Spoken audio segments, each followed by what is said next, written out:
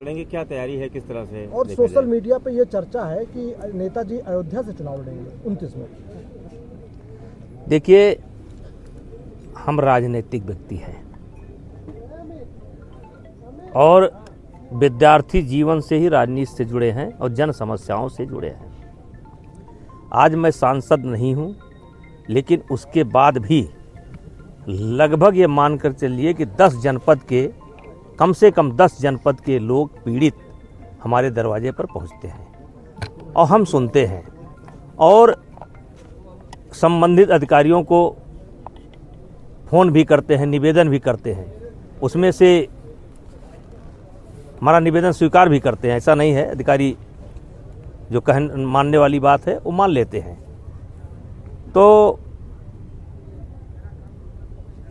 सांसद जनता बनाती है और जनता मुझको बनाना चाहती थी, लेकिन ऐसी परिस्थिति पैदा हुई कि पार्टी को निर्णय लेना पड़ा और मेरी जगह पर मेरे सुपुत्र को सांसद बनाया गया। तो अब मैं क्या करूं?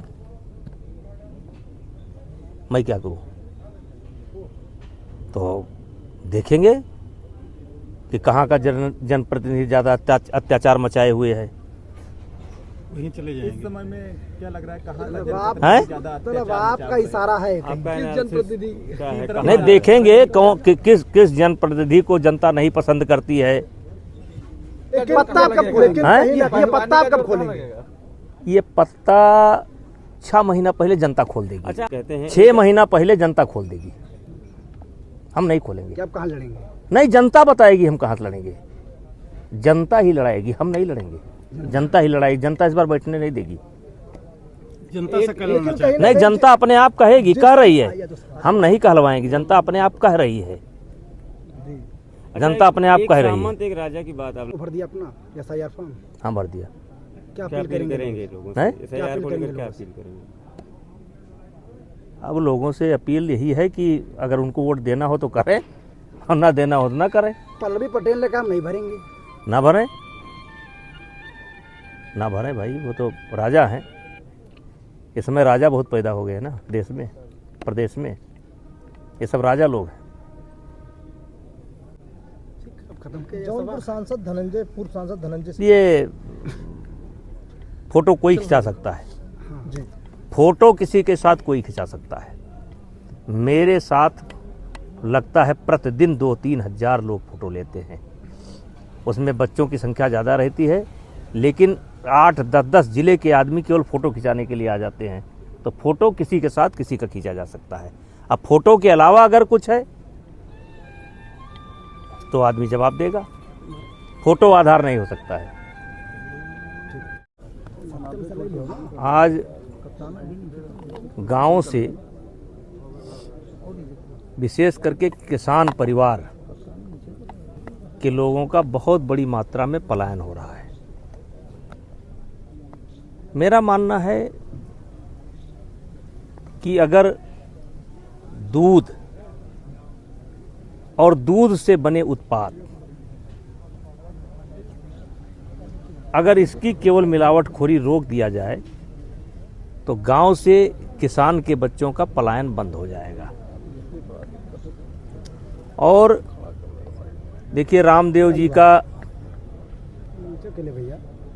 घी का सैंपल अभी फेल हुआ है। उसी में मैंने ये पढ़ा कि 4 साल बाद रिपोर्ट आई है।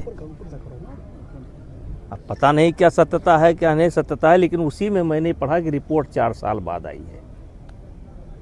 ये क्या है? जो रिपोर्ट 2 घंटे में 4 घंटे में जो लाखों लोगों की ज़िंदगी का सवाल है, लोग नकली सामान खा रहे हैं, अगर उसकी 4 साल बाद रिपोर्ट आएगी, 2 साल बाद रिपोर्ट आएगी, तो उस 4 साल में कितने लोगों ने घी खाया और कितने लोग उसके कारण बीमार पड़े, कितने परिवार समाप्त हो गए, तो उसकी जिम्मेदारी कौन लेगा? और देखिए, एक समय था कि एक रामदेव थे। क्योंकि रामदेव जी का नाम इसलिए कि बड़े ब्रांड थे और मैंने लिया भी नहीं था, उनके चेले ने ये नाम मुझसे मतलब झगड़ा करके लिवा दिया। तो आज जो मैं देख रहा हूं ये बड़े ब्रांड, उसके अलावा भी कई बड़े ब्रांड हैं, कोई भी जांच करा ले और मानक पर खरे नहीं उतरेंगे। तो ये किसी चीज की जांच होगी और 4 साल बाद रिपोर्ट आएगी। तो हमारा तो सरकार से कहना है कि इसको अभियान के रूप में लेना चाहिए और केवल एक सरकार नहीं, सारी सरकारों को इसको अभियान के रूप में लेना चाहिए और लोगों की जान माल की रक्षा करनी चाहिए। और इसी से गाँवों का पलायन जो हो रहा है किसानों का रुक जाएगा, दूध का रेट थोड़ा बढ़ेगा, जिससे गांव वाले गाय पालेंगे, भैंस पालेंगे, काम में लग जाएंगे, बेरोजगारी समाप्त होगी और इज्जत से अपने घर पर रहेंगे। देखिए, उन्होंने स्वदेशी का रास्ता चुना और स्वदेशी रास्ता चुनने के बाद वो बिल्कुल भटक गए और उन्होंने हर वो काम किया जो नहीं करना चाहिए। और मैंने पहले भी सवाल उठाया था कि महर्षि पातंजलि जी का नाम आप लेते हैं या आपके श्रद्धा के पुरुष हैं, आप उनको श्रद्धा करते हैं, उनके नाम पर आप ब्रांड चलाए, तो महर्षि पातंजलि को के लिए आपने क्या किया? आपने क्या किया या आगे आपकी योजना क्या है? तो लेकिन साहब चल रहा है तो इस पर क्या कहा जाए, जो चल रहा है वो चल रहा है।